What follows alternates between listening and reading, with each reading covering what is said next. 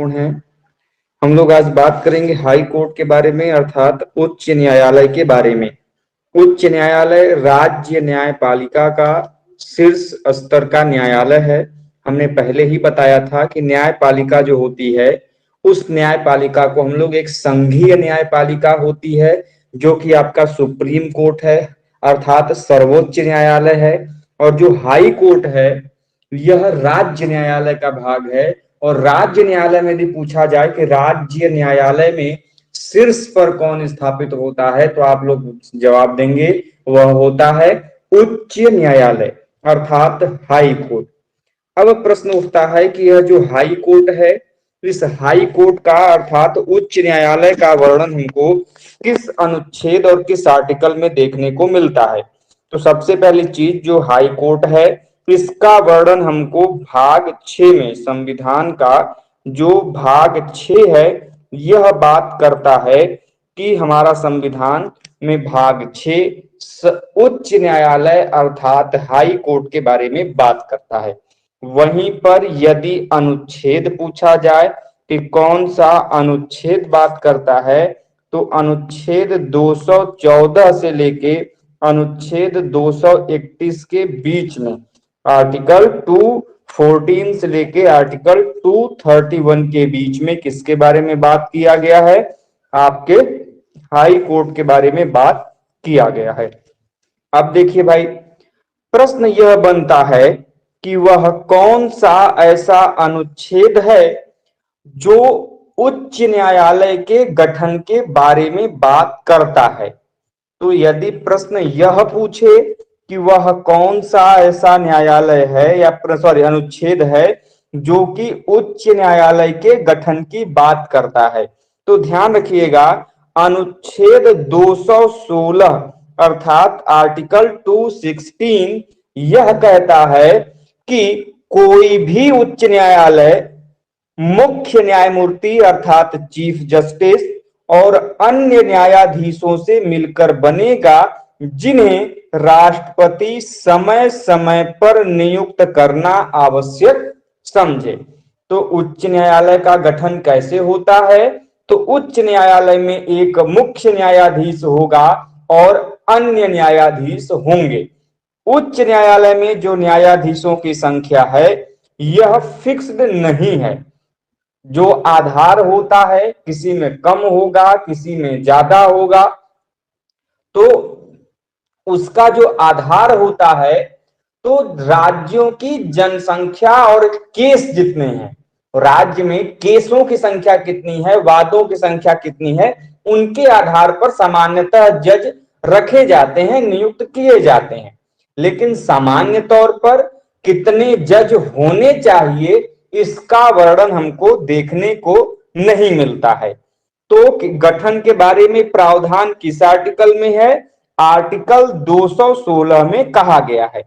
अब देखिए, मान लीजिए नियमित रूप से राष्ट्रपति के द्वारा उच्च न्यायालय अर्थात हाई कोर्ट के जजों की नियुक्ति कर दी गई, तो प्रश्न क्या पूछा जाएगा कि जो हाई कोर्ट होता है, उच्च न्यायालय होता है, इसके जजों की नियुक्ति कौन करता है, न्यायाधीशों की नियुक्ति कौन करता है? तो कौन करता है? राष्ट्रपति के द्वारा किया जाता है। लेकिन मान लीजिए कि आवश्यकता पड़ने पर, मान लीजिए पहले से 20 जज हाई कोर्ट में हैं, लेकिन राष्ट्रपति को लगे कि 20 के अलावा हमको अलग से कुछ कार्यवाहक न्यायाधीशों की नियुक्ति की जानी चाहिए।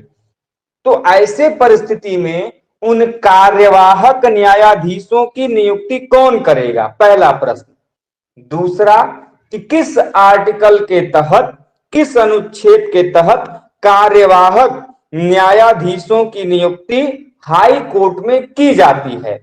तो जो हाई कोर्ट में कार्यवाहक न्यायाधीशों की नियुक्ति की जाती है, वह होती है अनुच्छेद 224 के अंतर्गत। अनुच्छेद 224 कहता है कि आवश्यकता पड़ने पर अतिरिक्त न्यायाधीशों तथा कार्यवाहक न्यायाधीशों की नियुक्ति की जा सकती है। ठीक है? yes. अब हमने पहले ही बताया कि हमारे संविधान में कहीं पर भी हाई कोर्ट के जजों की संख्या, न्यायाधीशों की संख्या नहीं उल्लिखित है। फिर कैसे, कौन डिसाइड करेगा कि कितने होने चाहिए, कितने इस हाई कोर्ट में होने चाहिए, कितने दूसरे हाई कोर्ट में होने चाहिए? तो ये राष्ट्रपति के ऊपर, विवेक के ऊपर होता है कि वो अपने बुद्धि का प्रयोग करते हुए, विवेक का प्रयोग करते हुए वह क्या करे कि वह किस न्यायालय में कितने न्यायाधीश रखने हैं, यह उसका आधार होगा। क्लियर है बात? Yes sir. अब आगे आते हैं भाई उच्च न्यायालयों की संख्या की तरफ। तो वर्तमान में आप सभी लोग जानते हैं 28 राज्य हैं और 8 संघ शासित प्रदेश हैं। तो इन 28 राज्यों और 8 संघ शासित प्रदेशों के लिए वर्तमान में 3 उच्च न्यायालय हैं। सॉरी, 3 बोल रहे हैं, 25 उच्च न्यायालय हैं। कितने हैं? 25 हैं। अंतिम के 3 या फिर 4 आप लोग याद कर लीजिए। तो उनको कैसे याद करेंगे? एम, एम, टी और लास्ट में ये। तो ममता करके याद कर लीजिए, MMTA, ममता। ठीक? कैसे भाई? एम से मणिपुर, एम से मेघालय, टी से त्रिपुरा, ए से अमरावती। तो कुल 25 उच्च न्यायालय आपके हो गए। तो वर्तमान में कितने हैं?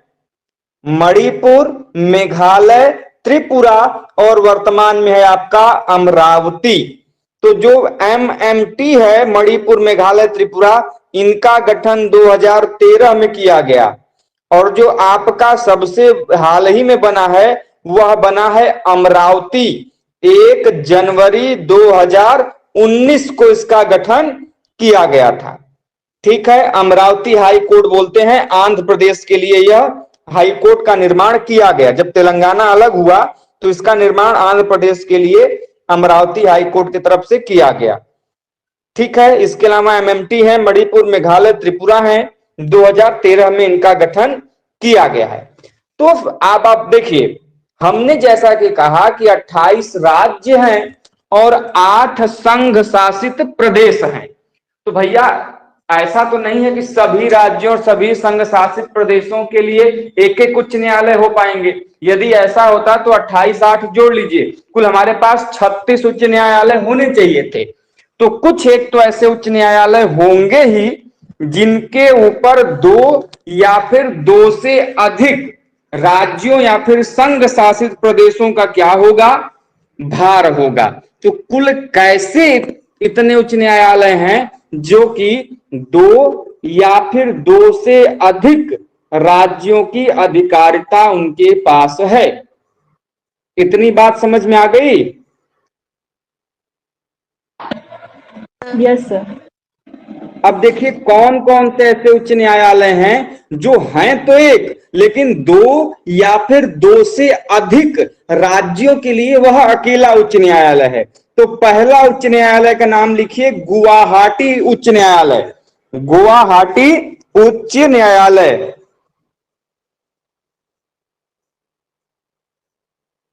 गुवाहाटी उच्च न्यायालय। ये कितने लोगों के ऊपर भाई इसका अधिकार क्षेत्र है? कौन कौन से राज्यों पे? तो लिख लीजिए भैया, असम, नागालैंड, उसके बाद मिजोरम, उसके बाद अरुणाचल प्रदेश, अरुणाचल प्रदेश। तो कुल 4 राज्यों पर इसका अधिकार क्षेत्र है। इन चारों राज्यों के लिए यह अकेला उच्च न्यायालय है। और कौन सा है? Guwahati high court. तो यदि प्रश्न पूछा जाए इन चारों में से कोई एक देकर कि असम हाई कोर्ट असम राज्य के हाई कोर्ट की अधिकारिता किसके पास है? तो गुवाहाटी हाई कोर्ट के पास है। नागालैंड के उच्च न्यायालय की अधिकारिता किसके पास है? गुवाहाटी हाई कोर्ट के पास है। वैसे ही मिजोरम पूछेगा तब भी गुवाहाटी, अरुणाचल प्रदेश पूछेगा तब भी गुवाहाटी। इसको ट्रिक से कैसे याद करेंगे? NAAM, एन से नागालैंड, ए से असम, ए से अरुणाचल प्रदेश और एम से आपका मिजोरम। तो यह आपके नाम रहे। तो पहला हो गया गुवाहाटी हाई कोर्ट, जिसके के पास कुल 4 राज्यों की अधिकार क्षेत्र हैं। क्लियर है? Yes sir. अब देखिए, जो भी हाई कोर्ट होते हैं वहां पर क्या होता है कि कई बार वादों की संख्या बहुत ज्यादा बढ़ जाती है। तो कार्यों की सरलता के लिए, जनता की सुलभता के लिए ये लोग क्या करते हैं, उच्च न्यायालयों के खंडपीठ स्थापित किए जाते हैं कि वो दूसरे स्थान पर स्थापित होंगे और वह उच्च न्यायालय के रूप में, एक उच्च न्यायालय के अंग के रूप में वहां पर कार्य करेंगे। जैसे मैं आप लोगों से प्रश्न पूछूं कि इलाहाबाद हाई कोर्ट का खंडपीठ कहां पर स्थापित है, बताइए आप लोग। पढ़ा होगा प्रश्न आप लोगों ने ना कि इलाहाबाद हाई कोर्ट का खंडपीठ कहां स्थापित है? नहीं पता? सर। लखनऊ। अरे मालिक लिख लीजिए, इतनी सिंपल सिंपल चीजें गड़बड़ करेंगे, ऐसा गलती मत करिए प्रभु। खैर कोई बात नहीं। अब देखिए, जो गुवाहाटी हाई कोर्ट हमने आपको बताया जिसका 4 राज्यों के ऊपर अधिकार क्षेत्र है, तो इसके खंडपीठ भी 3 स्थान पे हैं। कहां कहां? तो पहला कोहिमा में है, कोहिमा खंडपीठ। दूसरा आइजोल खंडपीठ, आइजोल। और तीसरा ईटानगर खंडपीठ, ईटानगर खंडपीठ, आइजोल खंडपीठ और कोहिमा खंडपीठ। यह किसके खंडपीठ हैं? गुवाहाटी हाई कोर्ट के खंडपीठ हैं। ठीक है, क्लियर है? सर एक बार दोबारा बोल दो। कुल इसके 3 खंडपीठ हैं। पहला कोहिमा, दूसरा आइजोल, तीसरा ईटानगर। ये तो हो गए इनके खंडपीठ के नाम। यदि इनका किस राज्य के ऊपर अधिकार क्षेत्र है तो हमने आपके व्हाइट बोर्ड पे लिखा है, असम, नागालैंड, मिजोरम और अरुणाचल प्रदेश।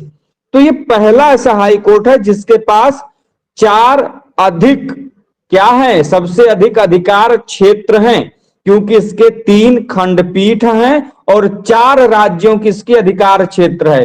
तो यदि प्रश्न यह पूछा जाए कि किस उच्च न्यायालय का जो अधिकार क्षेत्र है यह सबसे ज्यादा है, तो किस राज्य का है?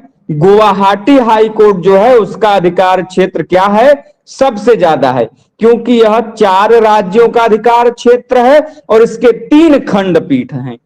इसके बाद आते हैं पंजाब अर्थात और हरियाणा उच्च कोर्ट, उच्च न्यायालय।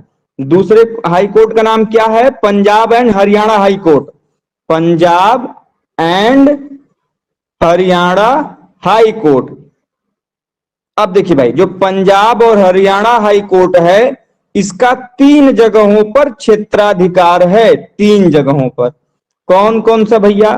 तो पहला आपका पंजाब हो गया, दूसरा आपका हो गया हरियाणा, पहला पंजाब, दूसरा हरियाणा, और तीसरा हो गया आपका चंडीगढ़, चंडीगढ़।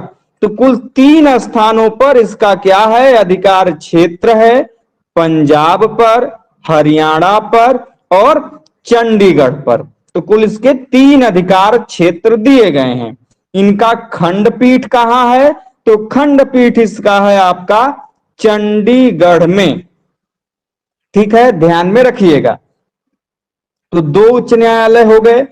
तीसरा जो उच्च न्यायालय है जिसके पास 2 या 2 से अधिक के अधिकार क्षेत्रता है वह है आपका Bombay high court, Bombay high court. तो ये जो बॉम्बे हाई कोर्ट है इसकी अधिकार क्षेत्र कितनी है? तो ये भी 4 स्थानों पर इसका अधिकार क्षेत्र है। कौन कौन सा? तो महाराष्ट्र, महाराष्ट्र, ठीक है। उसके बाद दादर और नगर हवेली, दादर नगर हवेली। उसके बाद गोवा, उसके बाद दमन दीव, दमन दीव, ठीक। तो ये 4 स्थानों पर इसका क्या है? वर्तमान में इसका क्या है? अधिकार क्षेत्र है। लेकिन ध्यान रहे, क्या ध्यान रहे भैया, कि जो पहले 4 था अब यह 3 स्थान हो गया। कैसे? कि दादर नगर हवेली और दमन दीव को आपस में अब क्या कर दिया गया है? मिला दिया गया है। इसलिए अब इसकी जो अधिकार क्षेत्रता हो गई वह 3 हो गई। कैसे? तो अब एक महाराष्ट्र हो गया, दूसरा गोवा हो गया, तीसरा दादर नगर हवेली एवं दमन द्वीप, दोनों एक में मिल गए। इसलिए इसका अधिकार क्षेत्र अब 3 जगह पर हो गया। वहीं पर इसके खंडपीठ की बात करें तो इसके 2 खंडपीठ हैं, नागपुर और पणजी। नागपुर और पणजी, इसके 2 खंडपीठ हमको देखने को मिलते हैं। क्लियर बात है? Yes sir. यस अब सर। देखिए एक बड़ा सिंपल सा और बड़ा महत्वपूर्ण सा प्रश्न है कि वह कौन सा संघ शासित प्रदेश है जिसका अपना स्वतंत्र उच्च न्यायालय है? बताइए भाई, वह कौन सा ऐसा संघ शासित प्रदेश है, यूनियन टेरिटरी वाला आपका प्लेस है जिसका कि अपना हाई कोर्ट है? दिल्ली। बाकी जो हैं वह किसी न किसी से जुड़े हुए हैं, लेकिन यह जो है इसका खुद का अपना हाई कोर्ट है। तो दिल्ली, जी हां, दिल्ली एकमात्र ऐसा संघ शासित प्रदेश है जिसका खुद का क्या है? स्वतंत्र पूर्ण रूप से हाई कोर्ट है। अब देखिए यही प्रश्न आपसे दूसरे पेपर से पूछ सकता है कि वह कौन सा ऐसा स्थान है जहां पर सुप्रीम कोर्ट, हाई कोर्ट और सेशन कोर्ट तीनों मिलते हैं। तो दिल्ली एकमात्र शहर है। दिल्ली में सुप्रीम कोर्ट भी है, दिल्ली में उसका हाई कोर्ट भी है और दिल्ली में उसका सेशन कोर्ट भी है जिसको 30 हजारी कोर्ट कहते हैं। तो तीनों कहां पाए गए हैं भाई? एकमात्र शहर इंडिया का वह है दिल्ली। दिल्ली में high court, supreme court and session court, तीनों चीजें हैं। तो ये बात क्लियर हुई? Yes sir. ठीक। अब देखिए भाई, हमने आपको बताया कि वर्तमान समय में जो आपका क्या है संघ शासित प्रदेश है वह भी किसी न किसी उच्च न्यायालय से जुड़े हैं। तो कौन सा संघ शासित प्रदेश किस उच्च न्यायालय के अधीन आएगा, यह आपसे प्रश्न पूछा जाता है।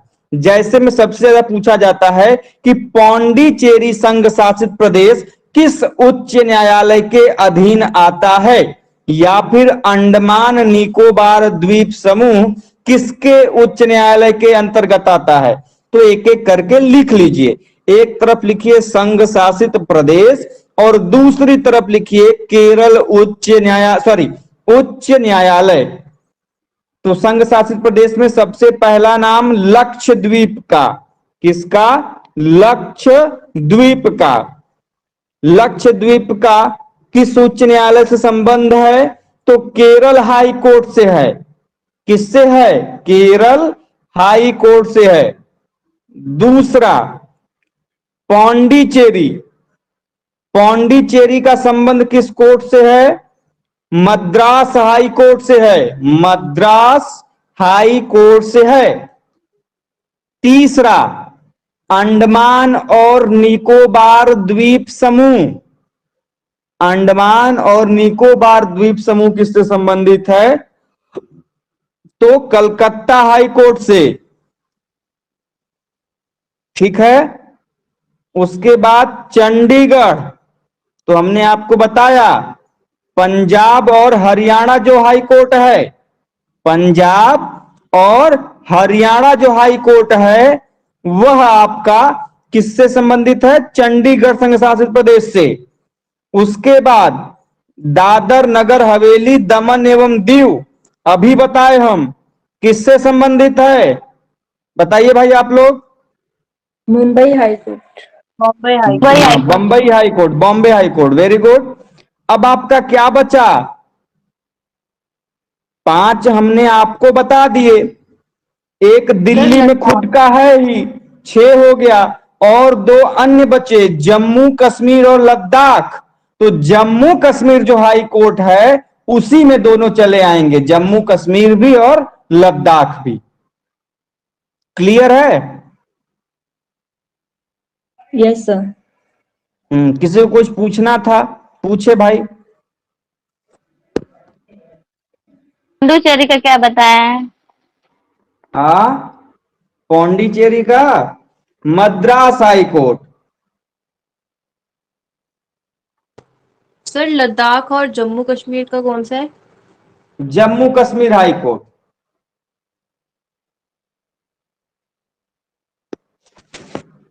हो गया? Yes sir. ठीक।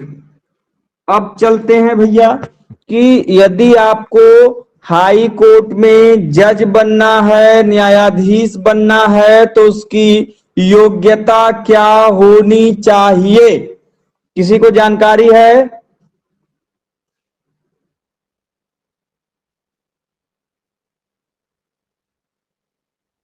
नहीं पता? भारत का नागरिक होना चाहिए। ये तो सबको पता है। दूसरा बताइए।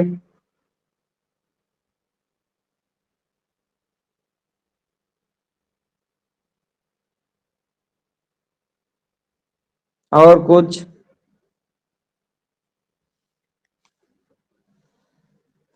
और किसी को नहीं पता?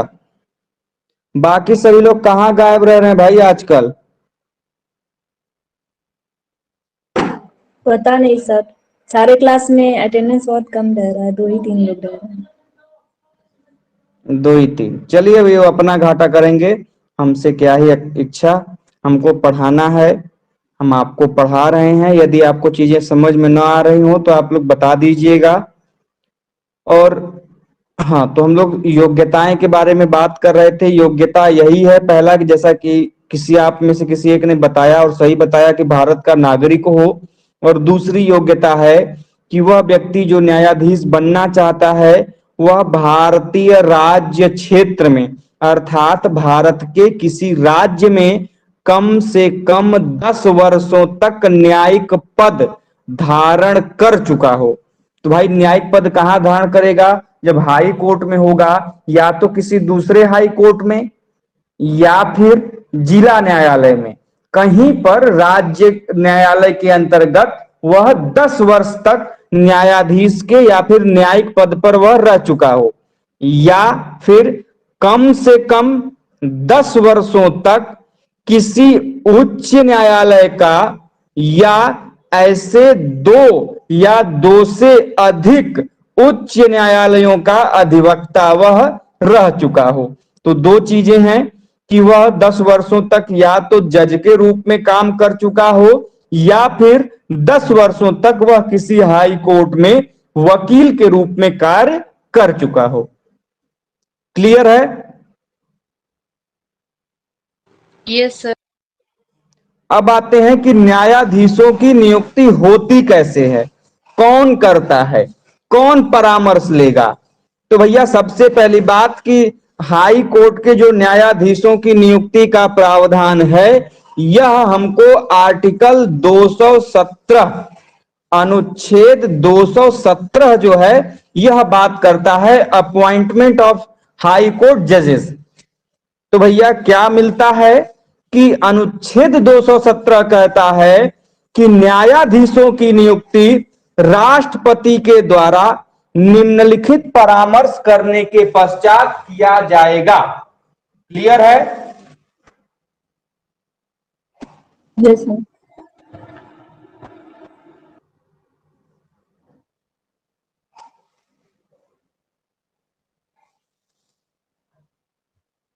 बताइए।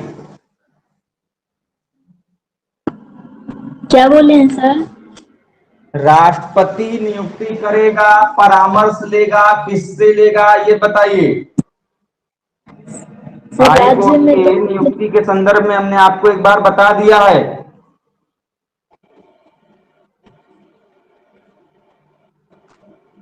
नहीं पता?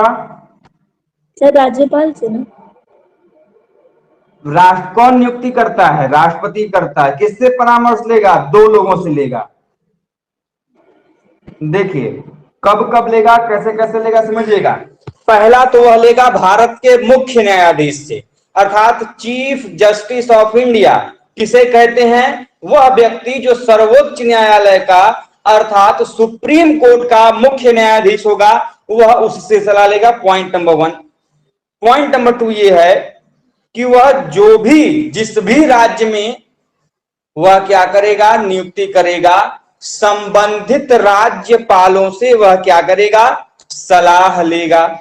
तो 2 लोगों से हो गया, एक सीजीआई हो गए, दूसरे राज्यपाल हो गए। तीसरा कि उच्च न्यायालय के मुख्य न्यायाधीश के अलावा अन्य न्यायाधीशों की नियुक्ति के मामले में वह उस उच्च न्यायालय के मुख्य न्यायाधीश से भी सलाह लेंगे। जैसे में समझिएगा, जैसे में क्या होगा भाई?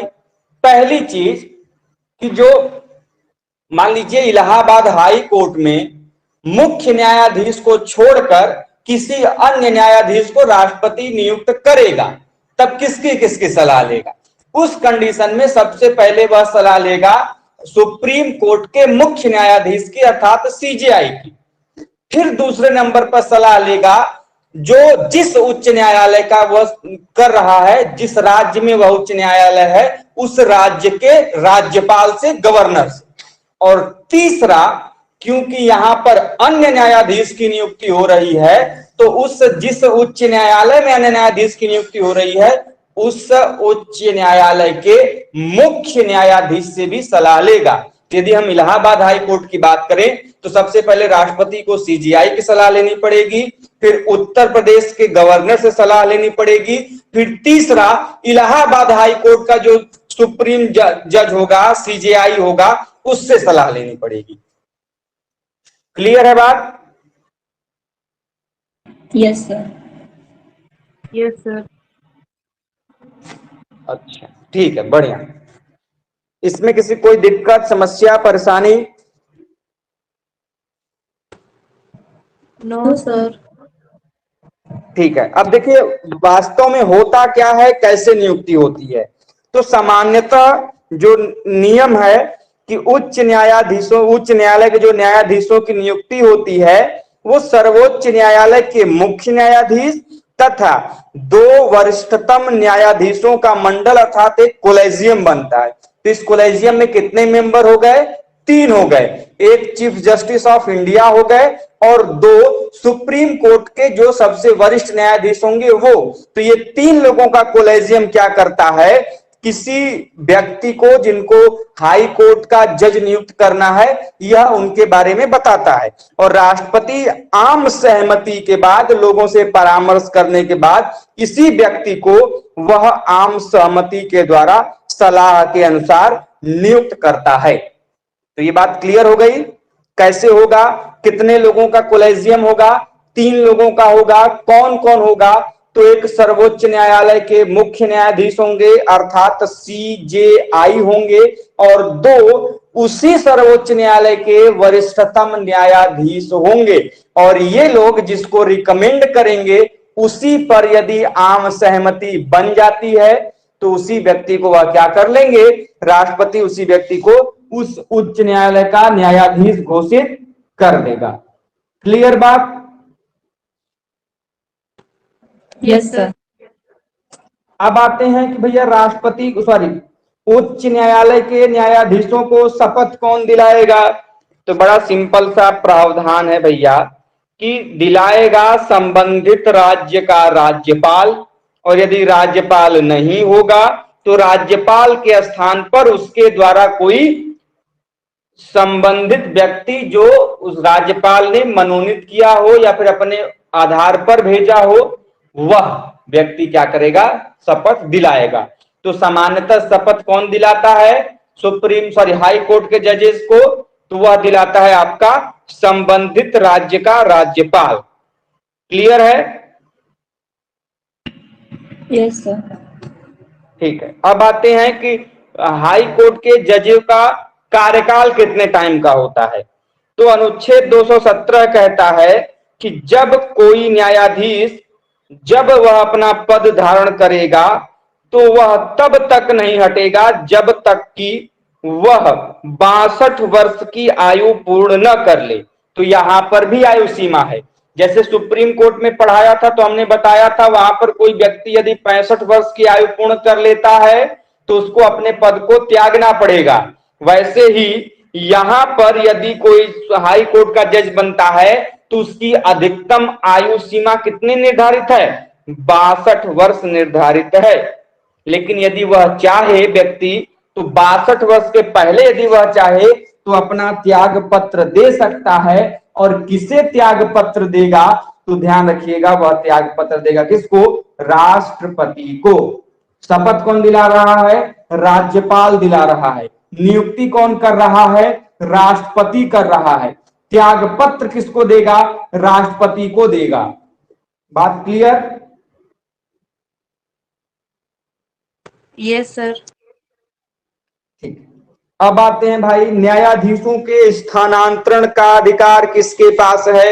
भाई 25 उच्च न्यायालय हैं वर्तमान में, तो यदि आवश्यकता पड़ेगी तो हम किसी एक उच्च न्यायालय के हाई कोर्ट के जज को दूसरे हाई कोर्ट में बदल सकते हैं कि नहीं बदल सकते हैं, ट्रांसफर तो कर ही सकते हैं। मेरा मन हुआ तो हम पटना हाई कोर्ट से उठा के इलाहाबाद हाई कोर्ट में किसी जज को ला दिए, यहाँ के जज को किसी दूसरे हाई कोर्ट में डाल दिए। तो ये जो जजों के स्थानांतरण का अधिकार है ये किसके पास है, बताइए, किसी को जानकारी है? सर राष्ट्रपति के पास। देखिए, पहली बात कि जो ये न्यायाधीशों का स्थानांतरण है, ट्रांसफर ऑफ जजेज है, यह आर्टिकल 222 अर्थात अनुच्छेद 222 में यह वर्णित किया गया है। क्या कहता है अनुच्छेद 222 कि भैया भारत के मुख्य न्यायाधीश से विचार विमर्श करके हमारा जो राष्ट्रपति है वह एक उच्च न्यायालय से किसी न्यायाधीश का स्थानांतरण दूसरे उच्च न्यायालय में कर सकता है। तो यदि प्रश्न पूछे कौन करेगा, राष्ट्रपति करेगा। किसकी सलाह पर करेगा, भारत के मुख्य न्यायाधीश अर्थात chief justice of India CJI के सलाह पर करेगा। किस आर्टिकल के तहत करेगा, तो आर्टिकल 222 अर्थात अनुच्छेद 222 उन्हें यह शक्ति प्रदान करती है। क्लियर है? Yes sir. अब बात करें कि वह कौन कौन से ऐसे आधार हैं जिनमें कि आपके जो राष्ट्रपति का न्यायाधीशों का पद है वह खाली हो सकता है, रिक्त हो सकता है। पहली चीज कि उनकी 62 वर्ष की आयु पूर्ण हो चुकी हो।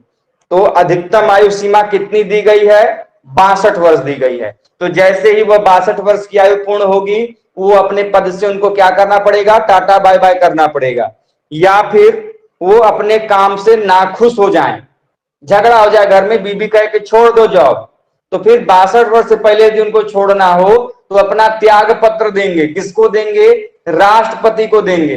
तो राष्ट्रपति को त्याग पत्र देके भी वो अपने पद को खाली कर सकते हैं। या फिर तीसरा कि उनके जो स्थानांतरण है किसी अन्य न्यायालय में कर दिया जाए। या फिर चौथा ऑप्शन है कि यदि उनके ऊपर मिसबिहेवियर या फिर इनकैपेसिटी, जिसको हम लोग कदाचार और असमर्थता बोलते हैं, यह साबित हो जाए और यह उसके दोषी मान लिए जाएं, तो संसद के दोनों सदनों में विशेष बहुमत के आधार पर उनको उनके पद से हटाया जा सकता है। तो प्रश्न आपसे इनमें से क्या पूछेगा, प्रश्न पूछेगा कि उच्च न्यायालय के न्यायाधीशों को आप कैसे हटाएंगे, उनके हटाने की प्रक्रिया क्या है, या फिर किस आधार पर हटाएंगे।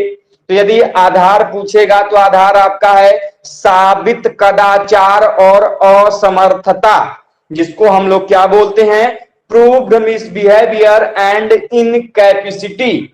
इस आधार पर किसी उच्च न्यायालय के न्यायाधीश को हटाया जाता है। हटाएगा कौन, किस प्रकार से हटेगा, तो संसद के जो दोनों सदन हैं अर्थात लोकसभा और राज्यसभा, वहां पर विशेष बहुमत के द्वारा अर्थात 2/3 के द्वारा यदि दोनों सदनों में यह जो प्रस्ताव है उसका पास हो जाता है तो उस उच्च न्यायालय के न्यायाधीश को अपने पद से रोते गाते टाटा बाय बाय करके जाना पड़ेगा। बात क्लियर है? Yes sir. अब कौन कौन से हाई कोर्ट के जज हैं जिनके ऊपर यह हटाने की प्रक्रिया लग चुकी है, उनके खिलाफ यह महाभियोग की जो प्रक्रिया है लाई गई है, किसी को पता है?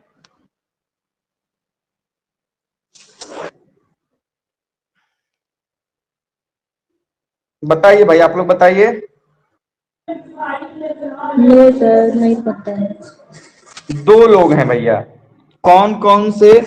तो पहले हैं श्री सौमित्र सेन, श्री सौमित्र सेन, और दूसरे हैं श्री पीडी दिनाकरन, श्री पीडी दिनाकरन।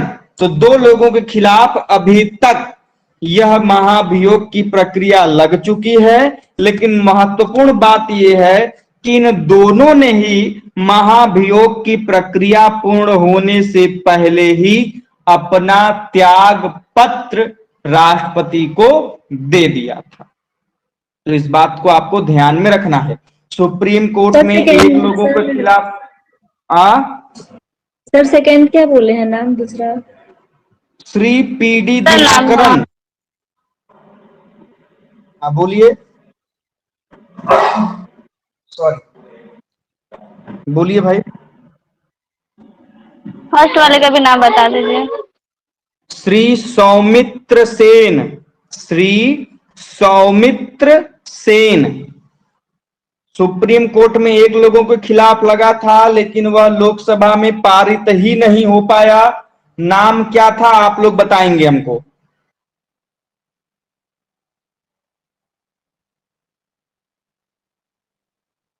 नहीं पता?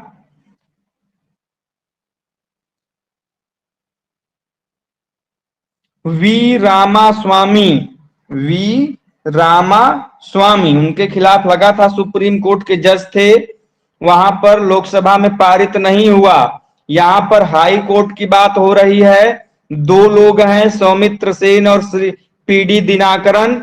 इन लोगों के ऊपर लगा और जैसे ही पास होने वाला था तो पास होने से पहले ही इन दोनों लोगों ने राष्ट्रपति को त्याग पत्र देके अपने पद से क्या किया, इस्तीफा दे दिया। क्लियर बात? Yes sir. यस हाँ, तो ये मोटे मोटे तौर पे जो हाई कोर्ट की जानकारी थी हमने आपको बता दिया। बाकी जो रिट वाली चीजें हैं, जो आर्टिकल 226 और आर्टिकल 32 जो कि हाई कोर्ट और सुप्रीम कोर्ट के बीच का अंतर है, हमने आज आपको उसका लिंक भेज दिया है।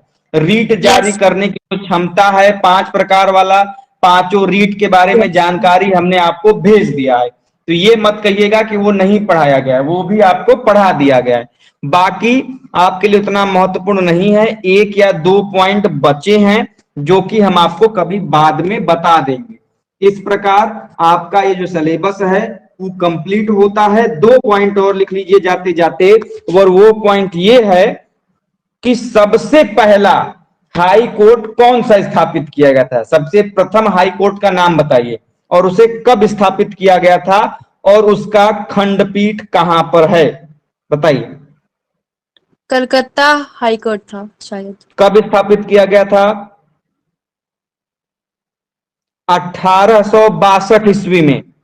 1862 ईस्वी में कलकत्ता हाई कोर्ट स्थापित किया गया था। यह किन किन राज्यों पर या समूह किन के ऊपर इनका अधिकार क्षेत्र है?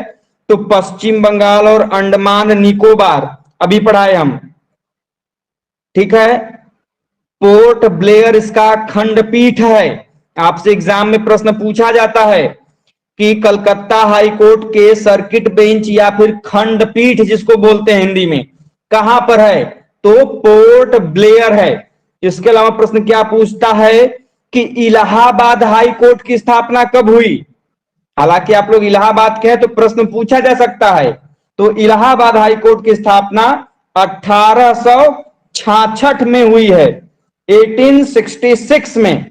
सबसे पहला 1862 में, 1862 में ही 3 हुए हैं। सबसे पहले कलकत्ता उच्च न्यायालय स्थापित हुआ, फिर बंबई उच्च न्यायालय स्थापित हुआ, फिर मद्रास उच्च न्यायालय स्थापित हुआ, और उसके बाद आपका जो ये इलाहाबाद हाई कोर्ट है 1866 में चौथे हाई कोर्ट के रूप में स्थापित हुआ, जिसका खंडपीठ लखनऊ है। क्लियर बात?